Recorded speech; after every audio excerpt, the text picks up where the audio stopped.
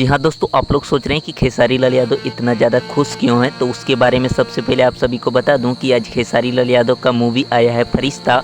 और 1 घंटे में भाई लगभग 2 लाख से ज़्यादा व्यूज हो गया। समझिए गाने की तरह भाई फिल्म चल रहे हैं। फिल्म भाई कोई गाना नहीं है, ये 2 घंटे का फिल्म होता है।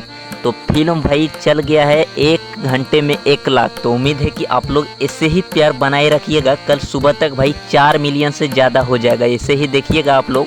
और आप सभी को बता दूं कि खेसारी लाल यादव का फरिश्ता मूवी जो नहीं जान रहे हैं उन लोगों को बता दूं कि फरिश्ता मूवी फाइनली यूट्यूब पे अभी कुछ टाइम पहले भाई लगभग 4 बजे वेब म्यूजिक के ऑफिशियल चैनल पे रिलीज हो चुका है। तो भैया का बवाल बवाल सीन देख पा रहे होंगे आप लोग, ये उसी मूवी का क्लिप का सीन है। तो जाके देखिए फरिश्ता मूवी और गर्दा मचाइए। खेसारी लाल यादव के हॉट गाने भी उसमें फिल्म में हैं, तो बहुत मज़ा आएगा। तो उम्मीद करते हैं कि आप खेसारी के फैंस होंगे। तो ज़रूर वीडियो अच्छा लगा तो लाइक कर दीजिए। थैंक्स फॉर वाचिंग भाई, लव यू। और जाके खेसारी भाई का फिल्म देखिए।